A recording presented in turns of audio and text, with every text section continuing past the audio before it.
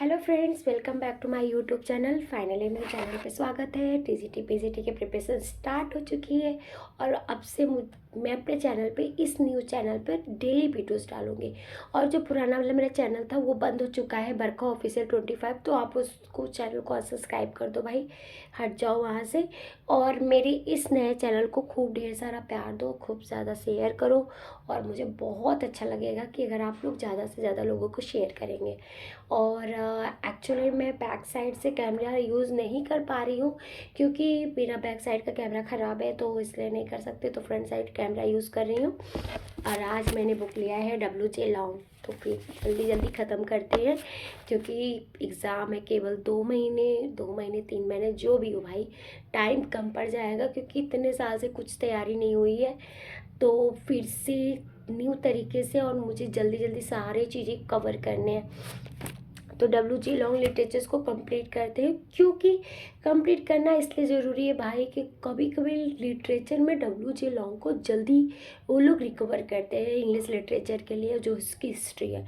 तो हमें इसको अगर कवर कर लेंगे तो बहुत, फिर उसके बाद सरफेस लेवल्स पे अगर हम पढ़ लेते हैं तो फिर एनफ है। उसके बाद हम लोग राइटर पे वर्क करेंगे। चलिए, तो ये एंग्लो सैक्सन पीरियड के बारे में बात करेंगे, जो कि ओल्ड इंग्लिश पीरियड होता है, जो कि 450 से 1050 के ईस्वी में चला था। बी हॉल there is a one poem is a very famous Beowulf. Beowulf जो है, ये स्टोरी है बीओल्फ की। The earliest the greatest epic, this is the epic heroic poem in our literature. It begins with a prologue, which is not an essential part of the story, but which we review gladly for the sake of the splendid poetical conception that produce a sacred king of the spear depths. Okay और इसमें मुझे लगता है ये सैक्लेड हो, तो that is the he was the father of the Beowulf, वो फादर थे। तो इसमें इस पेज में कोई इंपॉर्टेंट चीज़ नहीं है। इसमें आते हैं, and no man says the poet, neither counsellor nor hero can tell who receive that lady. One of the Saccades' descendants was Herothgar, king of the Danes, and with him the story of Beowulf begins. Herothgar, in his old age, had built near the sea a mead hall called Herod, the most splendid hall in the whole world, where the king and his Athens gathered nightly to the feast and to listen to the song of his glee men. One night, as they were all sleeping. Frightful monster Grendel broke into the hall, killed 30 of the sleeping warriors, carried off their bodies to devour them in his lair under the sea. The appalling visit was speedily repeated, and fear and death regained in the great hall. The warriors fought at the first but fled when they discovered that no weapon could harm the monster. Herod was left deserted and silent for 12 winters. Grendel's horrible raids continued, and joy was changed to mourning among the spear dance. At the last, the rumor of the Grendel crossed over the sea to the land of the Geats, where a young hero dwelt in the house of his uncle King High Gaelic.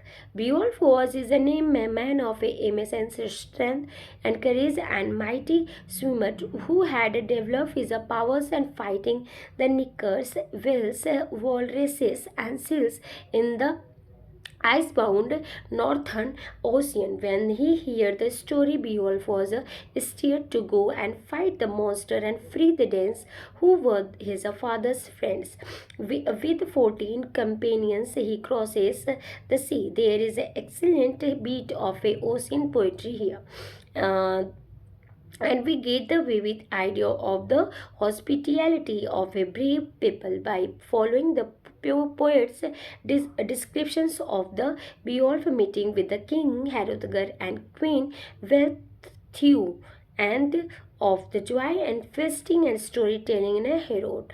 The picture of the Wealhtheow passing through Wealhtheow, the passing the mead cup to the warriors with her own hand is a noble one, and plainly indicates the reverence paid by these strong men to their wives and mothers. Night comes on, the fear of the Grendel is again upon the Danes. All the withdraw after the king has won. Beowulf of the frightful danger of sleeping in the hill. But Beowulf lies down with his warriors, saying proudly that since weapons will not avail against the monster, he will be grappled with him bare-handed and trust to the various strength. At the sight of the men again sleeping in the hall, Grendel laughs in his heart, thinking of his feast. He sees the nearest sleeper crushes his bones case with the bite tears with the limb from the limb, swallows him. Then he creeps to the couch of the Beowulf and stretches out a claw, only to find it clutched in a grip of the steel. A sudden terror strikes the monstrous heart. He roars, struggles, and tries to jerk his arm free. But Beowulf leaps to his feet and grapples his enemy bare-handed to and fro. These tables are overturned golden benches arrived from their fastings. The whole building quakes, and only its iron bands keep it from the falling to pieces. Beowulf's companions are on their feet now, hacking vainly at the monster with the sword, battle axes, adding their sounds to the crashing of a furniture and the howling war song of a grandeur. Outside in the town, the Danes stand shivering at the uproar. Slowly, the monster struggles to the door, dragging Beowulf, whose fingers cracks with the strain, but who never relaxes his first grip. Suddenly, wide wound opens in the monster's side. The snooze snapped, the whole arm is wrenched off at the shoulder, and Grendel escapes, shrinking across the moor and plunges into the sea to die.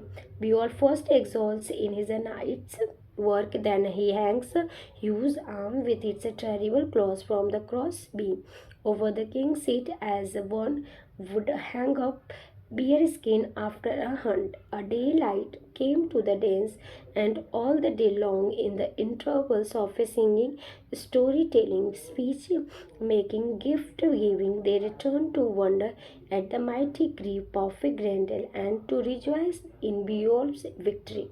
When the night falls, a great feast is spread in a Herod, and Danes sleep once more in the great hall. At midnight comes another monster. Horrible half human creature, mother of the Grendel, dragging to avenge her offspring.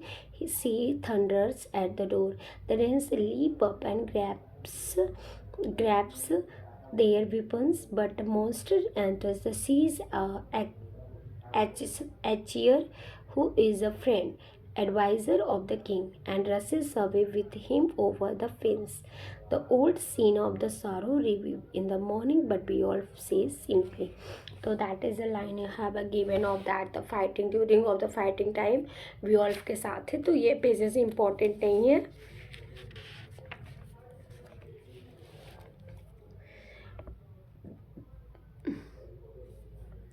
इस page में भी मुझे लगता है कि कोई important lines नहीं है. यहाँ से पढ़ते हैं. One is tempted to linger over the detail of the magnificent ending, unselfish heroism of the Beowulf, the great prototype of a King Alfred, the generous grief of his people, ignoring gold and jewels in the thought of the greater treasure they had lost, the memorial mound on the low cliff, which would cause every returning mariner to the steer straight course to harbor in the remembrance of his head a dead hero and the pure poetry which marks every novel line.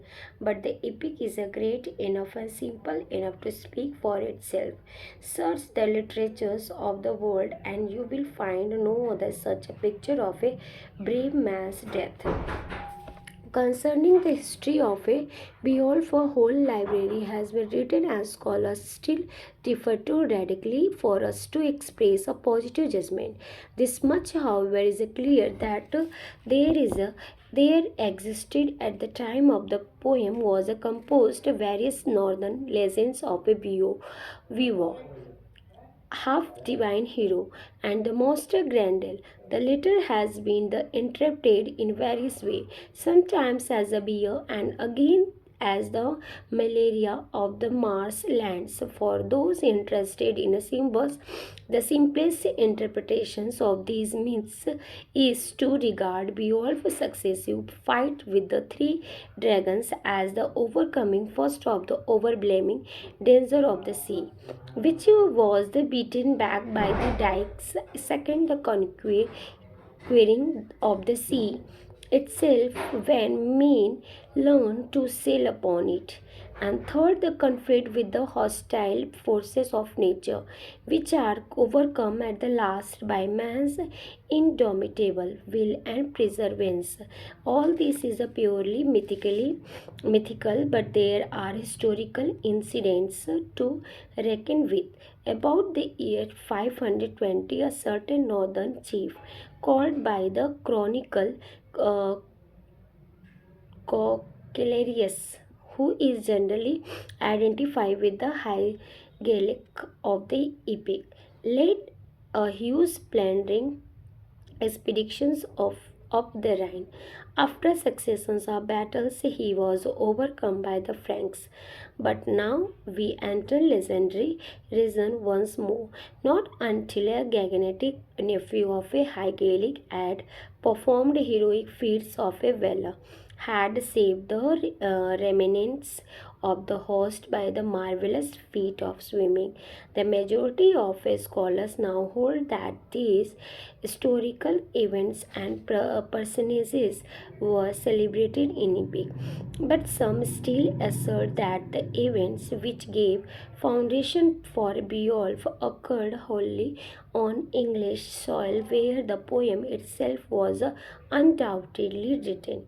The rhythm of Beowulf, indeed of all our earliest poetry, depend upon accent alliterations, that is, the beginning of the two and more words in the same line with the same sound or letter. The lines were made of the two short halves separated by pause. No rhyme was used, but musical effect was produced by giving each half line two strongly accented syllables, each full line. Therefore, had four A's in three of which, for example, in the first half and one is the second, usually begin with the same sound or later. The musical effect was heightened by the half with which Gleeman accompanied his singing. The poetical form will be seen clearly in the following selection for the wonderfully realistic descriptions of the fens haunted by Grendel. It will need only one or two readings allowed to show that many of these strange looking words are practically the same as those we still use, though many of our vowel sounds were pronounced differently by our ancestors. Wits. The poem Wits, the White Gore and Wanderer is in a part at least probably the oldest in our language.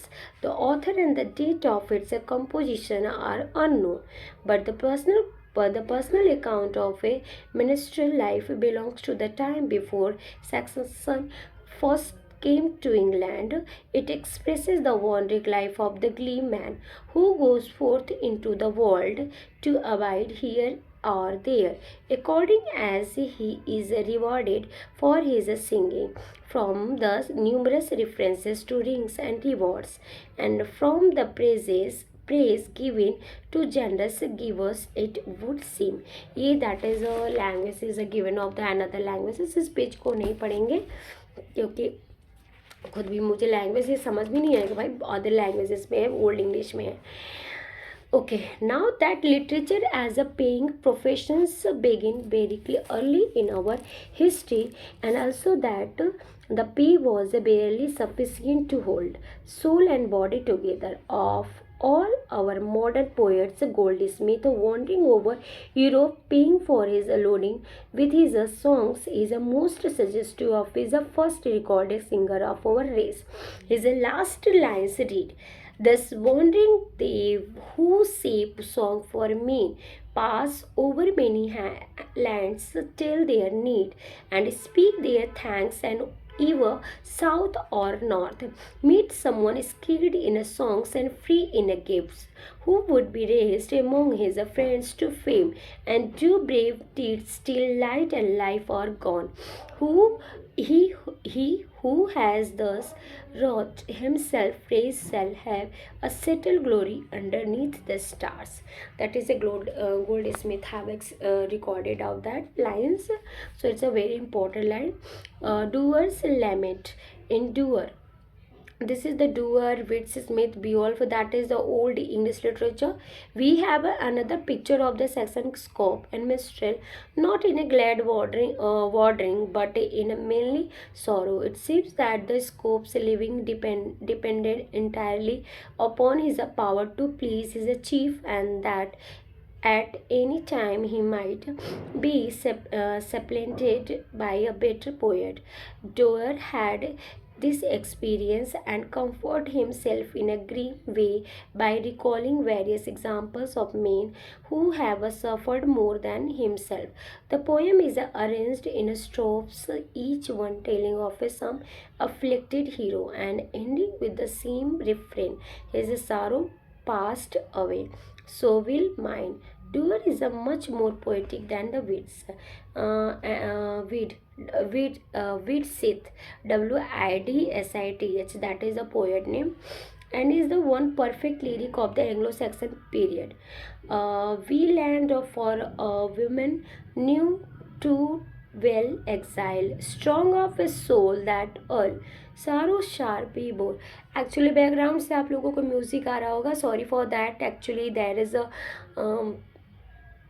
मैं room rent पे रहती हूँ भाई, तो अपना खुद का घर नहीं है ना कि म्यूजिक सबका बंद करा दो जा करके, तो दैट इज़ अ प्रॉब्लम. तो प्लीज़ हैव टू कोऑपरेट, आप लोग कोऑपरेट करिएगा. बैकग्राउंड से म्यूजिक आ रही है तो ये मेरी मिस्टेक नहीं है, क्योंकि भाई हम रूम रेंट पे रहते तो किसी का म्यूजिक जाके बंद नहीं करवा सकते ना, क्योंकि वो अपने मर्जी से भाई रह रहा है और उस बिल्कुल वो अपने जगह पे सही भी है.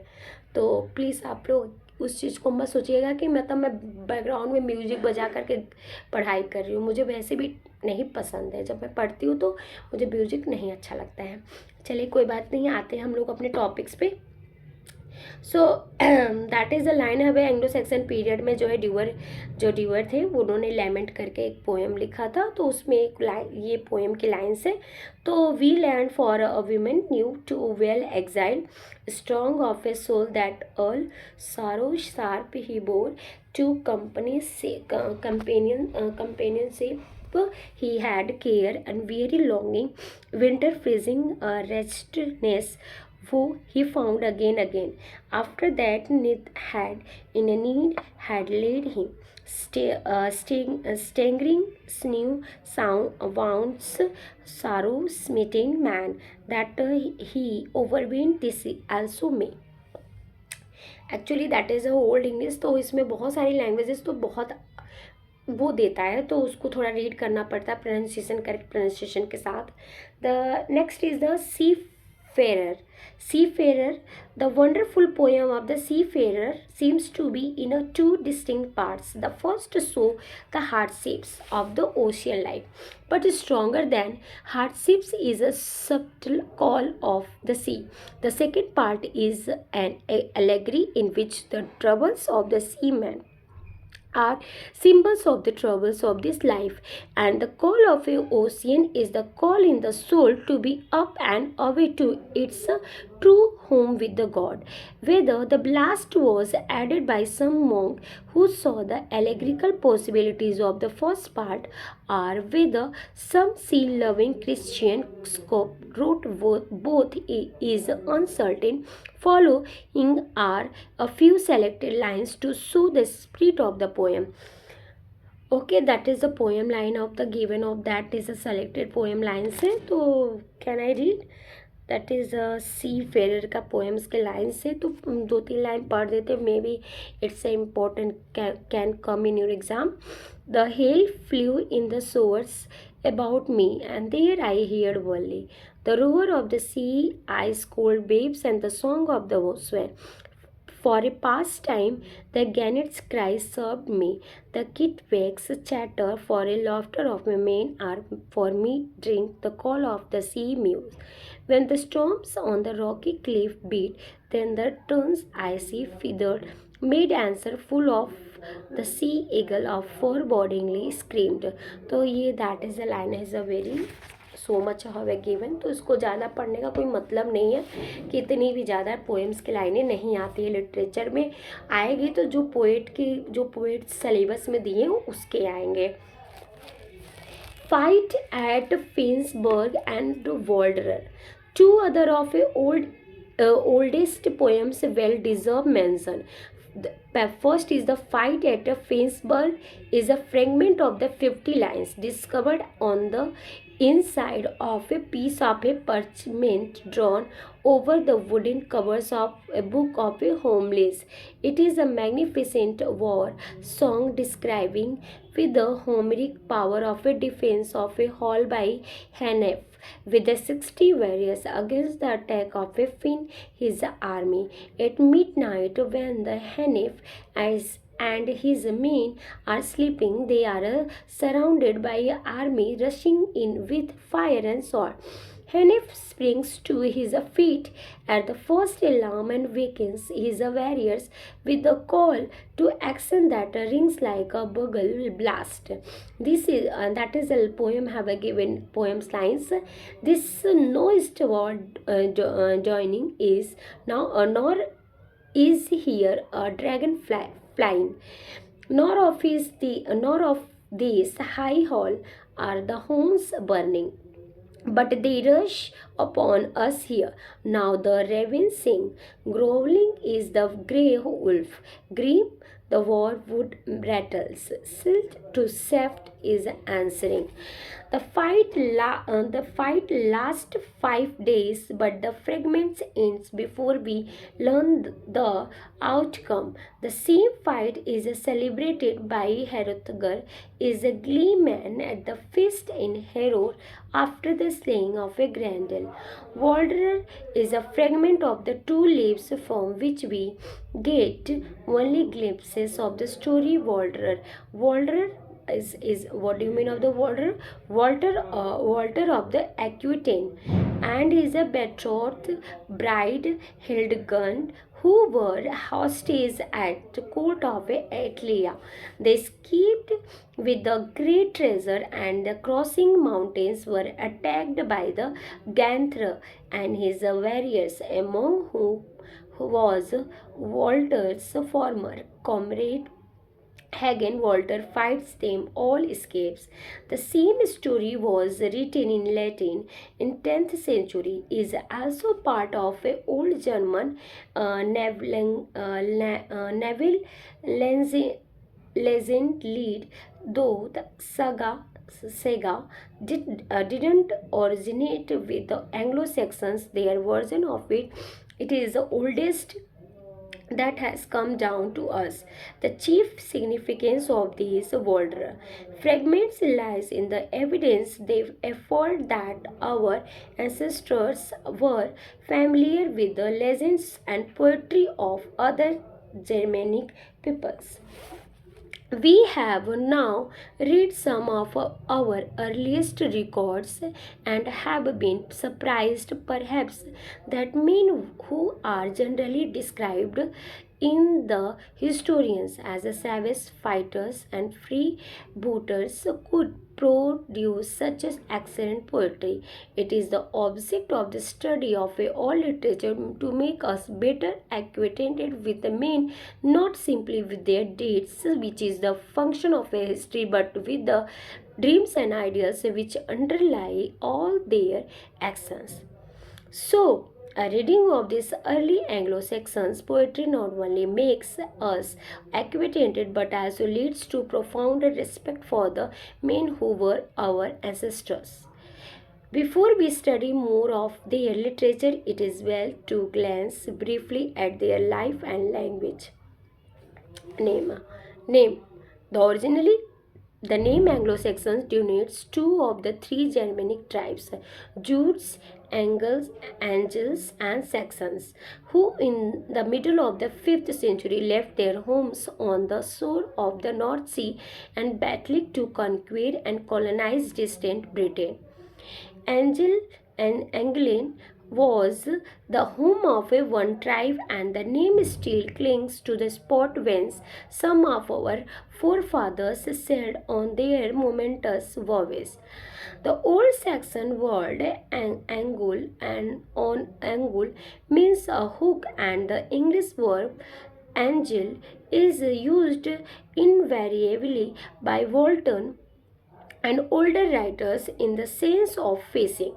We may still think therefore of the first angels as the hookmen, possibly because of their facing, more probably because the shore where they lived at the foot of the peninsula of a jute land was bent in the shape of a fishhook. The name Saxon from the sex, a short word, short swords means the sword man, and from the name we may judge something of the temper of the hardy fighters who preceded the Angles into the Britain. The Angles were the most numerous of the conquering tribes, and from them the new home was called land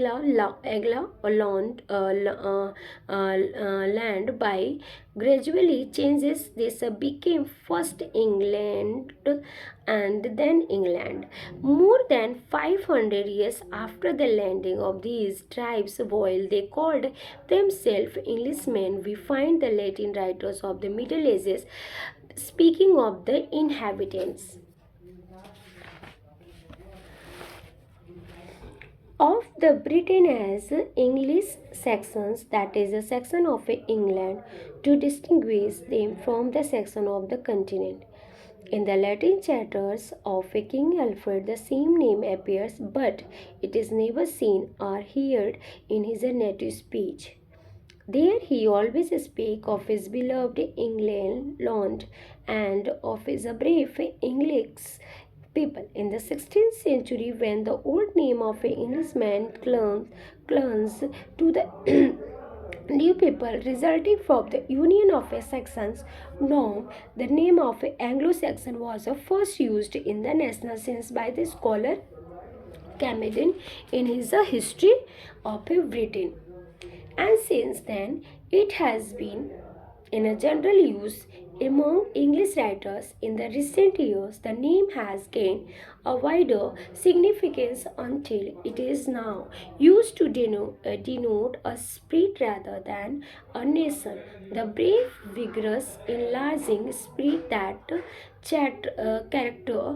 characterize the English speaking races everywhere, and that has already put a broad belt of English law, English liberty around the whole world.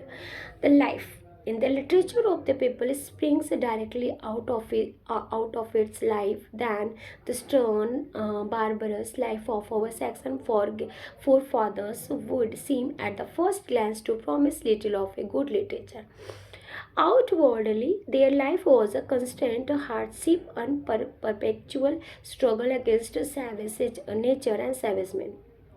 Behind them were gloomy forests inhabited by wild beasts and still wilder men and peopled in their imagination with the dragons and evil shapes. And in front of them, the thundering at very dikes of for entrance was the treacherous North Sea, with its fogs and storms ice, but with that indefinable call of the deep that all men here who live long beneath its influence. Here they lived a big, blonde, powerful race and hunted and fought, sailed, drank, and feasted when their labor was done. Almost the first thing we notice about these big, fearless, childish men is that they love the sea, and because they love it, they hear and answer its calls. Nor in the odd safe the role of the villains, but always longing and earning uneasiness hastened him on the sea.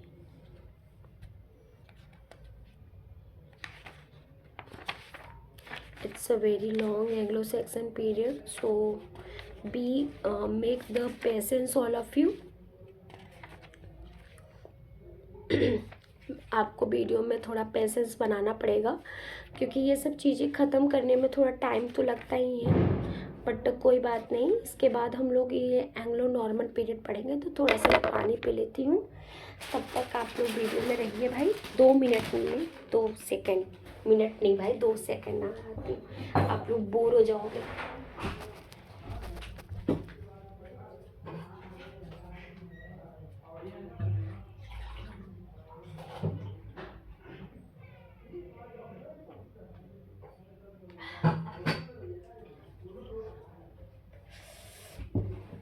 चलो भाई, मैं आ गई। मैं थोड़ा mobile टेढ़ा हो गया।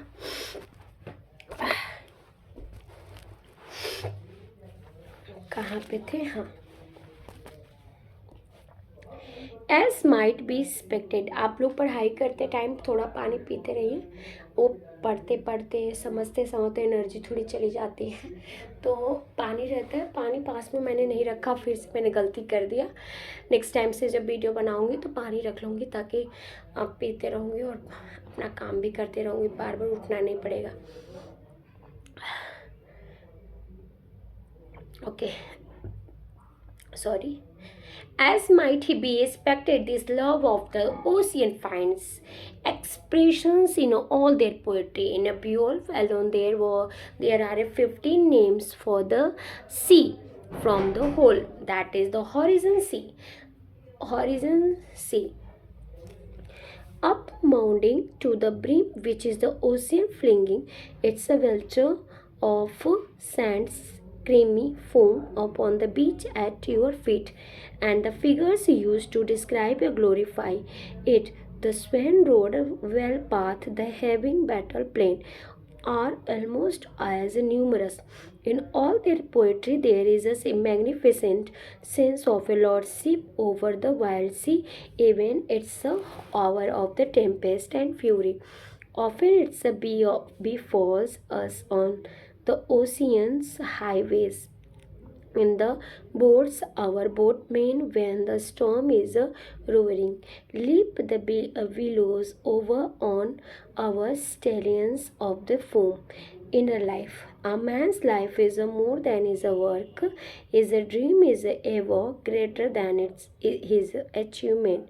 And literature reflects not so much man's deed as the spirit which animates him, not the poor thing that he does, but rather splendid things that he ever hopes to do. In no place is this more evident than in the age we are now studying. Those early sea kings were marvelous mixture of the savagery and sentiment, of a rough living, of a deep feeling, of a splendid courage, and deep melancholy of a men who know their limitations, have faced the unanswered problem of a death. They were not simply fearless freebooters who harried every coast in their war galleys. If that were all they would have no more his history or literature than the Barbary pirates, of whom the same thing could be said. These strong fathers of ours were men of a profound emotions. In all their fighting, the love of a untarnished glory was uppermost, and under the various savage exterior was a hidden great love for a home and womanly virtues and references for one woman to whom he would presently return in a triumph. So, when the wolf hunt was over, the desperate fight was won. These mighty men would gather in the banquet hall and lay their weapons aside, where open fire would flash upon them, and there listen to the songs of a scop and gleeman, men who could put into adequate words the emotions and aspirations that all men feel, but that only a few can be ever expressed. Music and song where the heroes sat, the glebe would ring and song approach. When the heroic scope gave the hall good cheer, it is at this great hidden life of the Anglo-Saxons that finds expressions in all their literature. Briefly, it is summed up in five great principles: their love of a personal freedom, their responsiveness to nature, their religion, their reverences of a womanhood, and their struggles for a glory as a ruling motive in every noble life. In a reading Anglo-Saxons poetry, it is well to remember these five principles, for they are like the little springs at the head of a great river, clear, pure spring of a poetry. Out of them, the best of a literature has always flowed. Thus, when we read blast of the tempest, it aids our oars, rolling of a thunder, it hurts as not. Rushes of the hurricane, bending its neck to the speed us whither our wheels are bent. We realize that these sea rovers had the spirit of a kinship with the mighty life of a nature. Kinship with the nature invariably expresses itself in poetry. Again when we read, now had the man overcome his troubles, no pleasure does he lack, nor steeds, nor jewels, nor the joy of a meat, nor any treasure that the earth can give, or royal, O royal woman, if he have but thee. We know we are dealing with a essentially noble man, not a savage. We are face to face with that profound reverence for a womanhood which inspires the great part of all good poetry, and we begin to honor as well as understand our ancestors. So, in the matter of a glory or honor, it was apparently not the love of a fighting, but rather the love of honor resulting from fighting well, which animated our forefathers in every companions. He was a man deserving of a remembrance, was the highest thing that could be said of a dead warrior, and he is a man deserving of a praise, was the highest tribute to the living. The whole secret of a beowulf mighty life is summed up in the last line: every earning for his people praise. So every tribe had its scope or poet more important than any warrior who put the deeds of its heroes into the expressive words that constitute literature, and every banquet hall had its gleeman who sang the scope's poetry in order that deed and man might be remembered. Oriental peoples built monuments to perpetuate the memory of their dead, but our ancestors made poems which should leave stir men's souls long after monuments of a brick and stone had crumbled away. It is to this intense love of a glory and the desire to be remembered that we are indebted for Anglo-Saxon literature. Our first speech our first recorded speech begins with the song of the Witsit and Doer, which the Anglo-Saxon may have brought with them when they first conquered Britain. At the first glance, these songs in their native dress look strange as a foreign tongue, but when we examine them carefully, we find many words that have been familiar since childhood. We have seen this in Beowulf, but in prose, the resemblance Norman conquest, it is the dual character, this combination of a native and foreigner of innate exotic elements which accounts for the wealth of our English language and literature.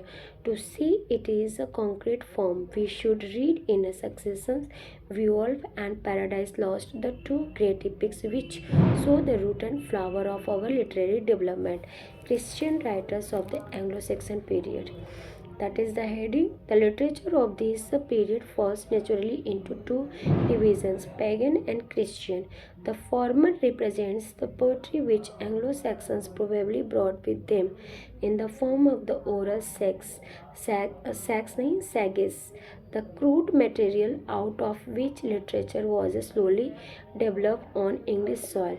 The latter represents the writing developed under teaching of the monks after the old pagan religion had vanished, but while it still retained its hold on the life and language of the people. In reading our earliest poetry, it is well to remember that all of it was copied by monks and seems to have been more or less altered to give its religious coloring. The coming of a Christianity meant not simply a new life and leader of foreign land, it meant also the wealth of a new language. The scope is now replaced by literary monk, and that monk, though he lives among common people and speaks with the English tongue, has behind him all the culture and literary resources of a Latin language. The effect is seen instantly in our early prose and poetry, Northumbrian literature. In the general, two great schools of a Christian influence came into England, speedily putting into the frightful wars that had waged continually among the various petty kingdoms of the Anglo-Saxons. The first of these, under the leadership of Augustine, came from the Rome. It spread in the south and center of England, especially in the kingdom of the Essex. It found schools and partially educated the rough people, but it produced no lasting literature. The other, under the leadership of the saintly Aidan, came from the Ireland, which country had been for centuries a center of a religion education for all Western Europe. The monks of this school labored chiefly in Northumbria, and to their influence we owe all that is the best in Anglo-Saxon literature. It is called the Northumbrian School. Its center was the monasteries and abbeys such as Zarrow and Whitby, and its three greatest names are Bede, Cadman, and Seneful. बेडे 607 से 735 में venerable Bede as he is generally called our first great scholar, father of English learning. अगर आपसे पूछा जाए कि old English में father of our English learning में किसको कहा गया, तो बेड को कहा गया, BEDE है. Wrote almost exclusively in Latin. His last work in translation of the Gospel of John into Anglo-Saxon having been unfortunately lost, much to our regret. Therefore, his books and story of his gentle heroic life must be excluded from this history of our literature. His works, over 40 in a number, covered the whole field of a human knowledge in his day, was so admirably written that they were widely copied as textbooks or rather manuscripts in nearly all the monastery schools of Europe. The work most important to us in the ecclesiastical history of English people.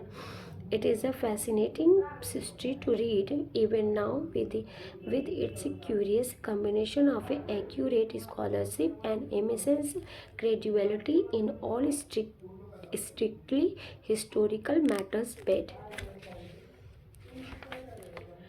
it's a model every known authority on the subject from the Pliny to Gladys was carefully considered. Every learned pilgrim to the Rome was commissioned by the Bed to ransack the archives and to make copies of papal decrees, royal letters, and to these were added the testimony of abbots who could speak from a personal knowledge of events or repeat the tradition of their several monasteries. Side by side with this historical exactness are marvelous stories of saints and missionaries. It was an age of cruelty and miracles were in men's mind continually. The men of whom who wrote lived lives more wonderful than any romance, and their courage and gentleness made a tremendous impressions on the rough, warlike people to whom they came with open hands and hearts. It is a naturally way of all primitive peoples to magnify the works of their heroes, and so deeds of heroism, kindness, which were part of the daily life of the Irish missionaries, were soon transformed into the miracles of saints. Bede believed these things as all other men did, records them with charming simplicity, just as he received them from the bishop or abbot. Notwithstanding its error, we owe to this work nearly all our knowledge of the 8 centuries of our history following the landing of a Caesar in Britain. Cadman 7th century में Cadman आए. If the Beowulf and the fragments of our earliest poetry were brought into England, then the hymen given above is the first verse of all native English song that has come down to us. And Cadman is the first poet to whom we can give the definite name and date. The words were written about 665 AD and are found copied at the end of the manuscript of a Bed's ecclesiastical history. Life of a Cadman. What little we know of the Cadman, Anglo-Saxon Milton, as he is properly called, is taken from the Bed's account of the Abbess Helena and of her monastery at Whitby. Here is a free condensed translation of Bed's story. There was in the monastery of a Abbess Helena a brother distinguished by the race of a god for that he could make a poem treating of a goodness and religion, whatever was translated to him, for he could not read of a sacred scripture, so he softly reproduced in poetic form of a great sweetness and beauty. None of all the English poets could equal him from the learned not the art of a song from man, nor sang by the arts of a man, rather did he receive all his poetry as a free gift from a god, and for this reason he did never compose poetry of a vein of a worldly kind. Until of a mature age he lived as a layman, had never learned any poetry. Indeed, so ignorant of singing was he that sometimes at feast, where it was the custom that for the pleasure of all each guest should sing in a turn, he would rise from the table when he saw the harp coming to him and go home ashamed.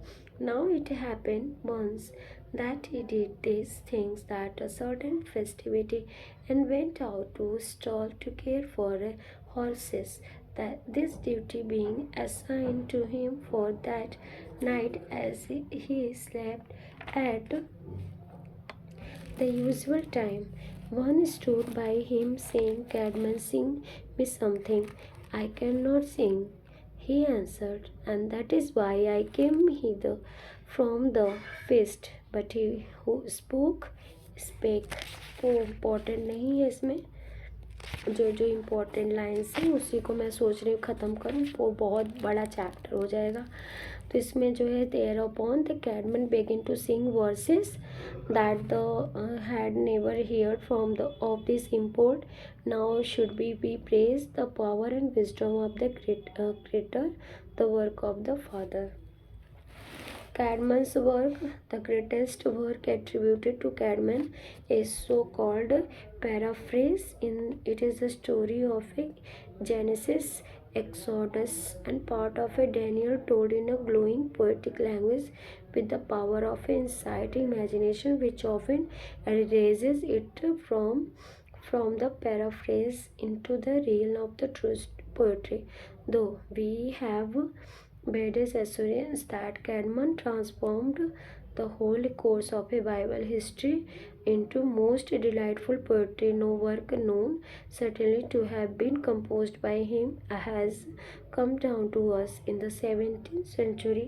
This Anglo-Saxon paraphrase was the discovered attributed to Cadman. His name is still associated with it, though it is now almost certain that the paraphrase is the work of a more than one writer. Aside from the doubtful questions of the authorship, even a casual reading of the poem brings us into the presence of a poet rude indeed, but with the genius strongly suggestive. At the time of the matchless Milton, the book opens with the hymen of a praise and then tells of a fall of a Saturn is rebel angels from the heaven, which is a family to us in the Milton's Paradise Lost. Okay, paradise lost आप सबसे comment है, paradise lost कब publish हुआ था, comment करके ज़रूर बताइएगा. After the recounting the story of the paradise, the fallen and the dulls, the paraphrase is a continue. Paraphrase जो है ये कैडमन के द्वारा लिखा गया था, बहुत फेमस वर्क है. Is a continue in the exhausters, और इसमें दो कैरेक्टर है, एक जेनेसिस एंड एक है एक्सोडस. एक्सोडस है.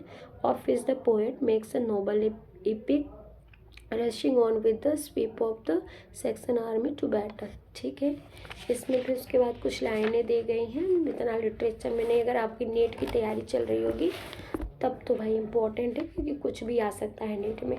बट जो ये आपका पीजीटी टीजीटी का पेपर, इसमें ये सब उतना इम्पोर्टेंट नहीं है. The longest of these in Judith, in which the story of A apocryphal book of the Old Testament is done into vigorous poetry. Holofernes is represented as a savage and ये इसमें है, Anglo section literature है. फिर scene जो है आपके साइनोल्फ का पढ़ लेते, जो कि 8th सेंचुरी में आए थे. तो of a Cynewulf greatest of a Anglo Saxon poets, excepting only the unknown author of a Beowulf we know very little. Indeed, it was not till 1840, more than 1,000 years after his death, that even his name became known, though he is the only one of our early poets who signed his works. The name was never plainly written, but woven into the verses in the form of the secret runes, suggesting a modern carried but more difficult of interpretation until one has found the key to the poet's signature. And work of a Sion जो है, the only signed poem of a Saint Wolf at the Christ Juliana, the fates of the apostles, and Eileen, a signed poem attributed to him, or his school, or Andres. The Phoenix, the dream of the road, the descent into hell, and Gathleg, a wanderer. Some of the riders. The last are simply literary conundrums in which some well-known object like the bow or drinking horn is described in poetic language, and the hearer must guesses the name. Some of them, like swan and the storm spirit, are unusually beautiful. All of these work are the most characteristic is undoubtedly the Christ didactic poem in the three parts. The three parts, the first is celebrating the nativity, and second is the associations, and third is the doomsday, telling the torments of the wicked and the unending joy of the redeemed. Wolf takes is a subject matter partly from the church liturgy, but more largely from the homilies of Gregory the Great. The whole is well woven together, contains some hymen of a great beauty and many passages of intense dramatic force. Throughout the poem, deep love for the Christ and reverence for the Virgin Mary are manifest more than any other poem in any language. The Christ reflects the spirit of early Latin Christianity. Here is a fragment comparing life to sea waves, a comparison which occurs sooner or later. Every thoughtful person which finds perfect expression in Tennyson's Crossing the Bar. Alfred Tennyson का work था ये। Alfred Tennyson का बहुत important है। Crossing the bar ये किस date में आया था, आप लोग कमेंट करके बताइएगा। तो ये 2 पेजेस है और इस 2 पेजेस में बस मैंने हाईलाइटेड किया है कुछ लाइंस को। ये आप देख सकते हो हाईलाइटेड है, तो बस मैं उसी लाइन को बस अब फटाफट पढ़ती हूँ, क्योंकि अगर मैं पूरा पढ़ने लगूँगी तो आपके सिलेबस में यहाँ पे ये मेरे पास सिलेबस दिया हुआ है। आपको थोड़ा सा ब्रेक देती हूँ। टीजीटी में जैसे कि अनसीन पैसेजेस आएंगे, पार्ट ऑफ स्पीच और spelling, forms of the literatures आते हैं। तो कुछ लिटरेचर से पोर्शंस भी आ सकते हैं। तो forms of the literature, figure of speech, ये सब चीज़ें आएंगे। तो हमें लिटरेचर के कुछ पोर्शंस को ख़त्म तो करना पड़ेगा, क्योंकि लिटरेचर से क्वेश्चंस पूछे जाते हैं, ऐसा नहीं है कि एकदम पूछे ही नहीं जाते हैं। तो हमें फटाफट बस ओवरऑल में जल्दी जल्दी ख़त्म करना है, ठीक है। तो ये सब चीज़ें फटाफट ख़त्म कर लेंगे तो हम लोग और भी चीज़ें ख़त्म करेंगे। इसमें जो है Andreas Elene Cynewulf author, Andreas sunshine poem, इसमें कुछ इम्पोर्टेंट नहीं है।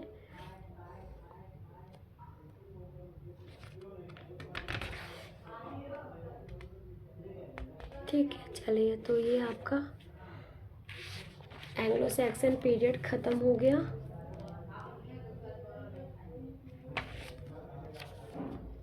हाँ, एक अल्फ्रेड थे, अल्फ्रेड की भी कहानी है, अल्फ्रेड के बारे में दिया हुआ है। एंड्रीज ने भी लिखा था। अल्फ्रेड बस जान लीजिए कि एंग्लो सैक्सन से बिलोंग करते थे। अब हम लोग पढ़ेंगे एंग्लो नॉर्मन पीरियड। तो ये मैं वीडियो इसी पे स्टॉप करती हूँ और इसमें जो इम्पोर्टेंट चीज़ें होंगी देखेंगे। तो चलिए इसी पे वीडियो स्टॉप कर देते हैं। मैं आपको थोड़ा सा कहाँ गया हूँ, ये आपके लिटरेरी टर्म्स हैं जो कि बहुत इम्पॉर्टेंट है, और आपकी टीजीटी पीजीटी के दोनों एमएच अब्राहम का बुक है जो कि बहुत important form of the literature ज़रूर आता है, जो कि लिटरेरी टर्म्स को ही हम बोलते हैं। तो फॉर्म ऑफ द लिटरेचर तैयार करने के लिए पूरे 1 घंटे का वीडियो मैं बनाऊँगी और डेली बनाऊँगी, तो आप लोग देखते रहिएगा। Thank you, bye bye, take care. Video अगर अच्छा लगा तो लाइक और सब्सक्राइब या शेयर कर दीजिएगा। बाय बाय, गुड नाइट, रात बहुत हो चुकी है।